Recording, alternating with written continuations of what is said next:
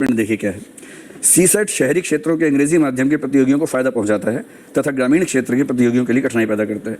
ये निगवेकर क्लास 10 की कॉम्प्रिहेंशन वगैरह की, क्लास 10 की गणित है, ऑर्डर मैग्नीट्यूड, डायमेंशन वगैरह, तो जो कंफर्टेबल नहीं है क्लास 10 की लेवल से, तो उनके लिए भले ही क्लियर करके नेक्स्ट राउंड में आ जाएं, 3-4 राउंड बाकी है, क्योंकि हमारी सिविल सर्विसेज में सिलेक्शन जो है वर्ल्ड्स बेस्ट सिविल सर्विसेज की मुकाबले है, सो हाईएस्ट क्वालिटी लोग यहाँ आते हैं। तो नंबर 1 ये अच्छा है कि ये नहीं कह रहा हूँ कि मैं नेगेटिव नहीं होना चाहता हूँ, केयरलेस नहीं होना चाहता हूँ, सबको मौका मिलनी चाहिए। लेकिन देखिए 4 लाख लोग जा रहे हैं, 1000 लोग आएंगे, 1 in 20, 1 in 30 है, सो 30 में एक ही जा पाएंगे फाइनली, 29 लोग। नंबर 1। नंबर 2, एक फंडामेंटल बात बताऊं मैं, इंडिया में जितने संस्थाएं हैं, यूपीएससी एक ही संस्था है जिसके ऊपर एक अंगुली नहीं उठी है, पॉलिटिसाइज नहीं हुआ है, कोई उसके ऊपर दाग नहीं आया है करप्ट है।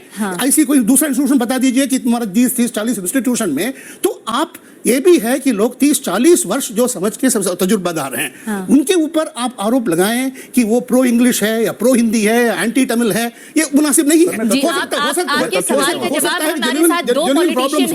जेन्युइन प्रॉब्लम्स हो। लास्ट पॉइंट इतना है, आप कुछ भी सिस्टम बनाइए, it will be biased against A and it will be for B. जो भी सिस्टम आप इसको चेंज करके नया सिस्टम कराइए, किसी का फायदा हो जाएगा, किसी का नुकसान हो जाएगा। सो आई एम नॉट डिफेंडिंग और मतलब आप ये कह रहे हैं कि अगर वर्ल्ड क्लास सर्विसेज हैं तो क्यों ना high class, high quality qualification वही होगा। सीसैट अभी का इम्तिहान की प्रॉब्लम्स को लेके हम नेशनल एजुकेशन पॉलिसी और नेशनल लैंग्वेज पॉलिसी में आ गए, और 5 महीना बात कर सकते हैं इसमें, कोई डिबेट भी हो सकता है।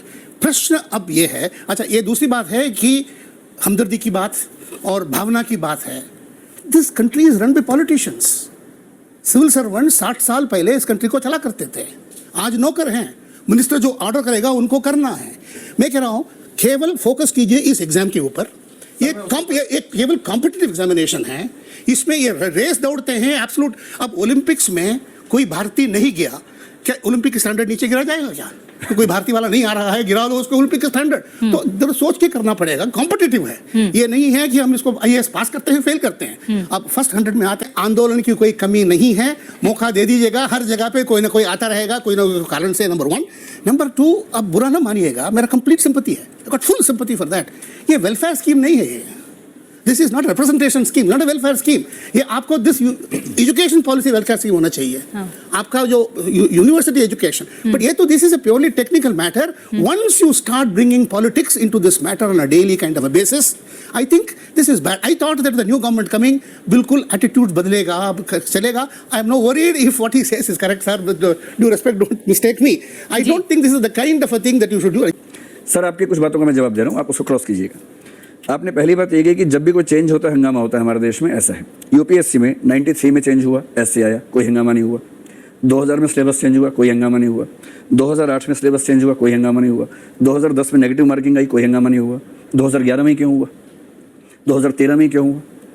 2013 में 3 चेंजेस वो लोग लेके आए मेंस में। उनमें से 2 चेंजेस उन्हें क्यों वापस करने पड़े लोकसभा के दबाव के बाद? चेंजेस क्या थे आप सुनिए उसको। उन्होंने चेंज किया कि मेन एग्जाम में इंग्लिश के पेपर के नंबर जुड़ेंगे और हिंदी के नहीं जुड़ेंगे। इसका क्या लॉजिक हो सकता है? मैंने अपोज किया स्ट्रांगली। आपने अपोज किया, उसके बाद भी यूपीएससी ने किया। उसके बाद तो चेंज हुआ। पर आपके उन्होंने कहा अंग्रेजी का मार्क गिना जाएगा, हिंदी का नहीं गिना। हमने कहा नहीं, या दोनों को गिनाओ या दोनों को मत गिनाओ। सर सॉरी, लेकिन आपके अपोज करने से हटा नहीं, वो हटा लोकसभा से। उनका पॉलिटिक्स आके खारिज कर रहे हैं। पॉलिटिक्स नहीं बचाया हम लोगों को। इंग्लिश के नंबर क्यों जुड़ने चाहिए, हिंदी क्यों नहीं जुड़ने चाहिए? एक आदमी को इंग्लिश में फाइलें बनानी है, उसको हिंदी में आम आदमी से बात करनी है। लोकतंत्र में सिविल सेवक को आम आदमी से बात करने में और फाइल बनाने में ज्यादा महत्वपूर्ण काम क्या है? अगर वो आम आदमी से बात नहीं करेगा तो फाइल से क्या कर लेगा? दूसरी बात उन्होंने कहा सिर्फ आम आदमी के लिए नहीं, क्योंकि उसे फॉरेन सर्विसेज को में भी जाना होता है और देश दुनिया में भी रिप्रेजेंट करना होता है। उत्तर प्रदेश पीसीएस में एक नियम है कि सारा एग्जाम है, कुछ पोस्ट के लिए स्पेशल एलिजिबिलिटीज है। आईएफएस के लिए बना दीजिए, क्या दिक्कत है? अच्छा, बना दीजिए कि आईएफएस जो लेंगे उनको इंग्लिश इतनी आनी चाहिए, हमें क्या दिक्कत है? और आईएफएस बन के वो क्या करेंगे? फ्रांस में जाएंगे, फ्रेंच बोलनी पड़ेगी, वहाँ इंग्लिश का काम आएगी। जब वो लैटिन अमेरिका में जाएंगे, इंग्लिश कौन बोलेगा?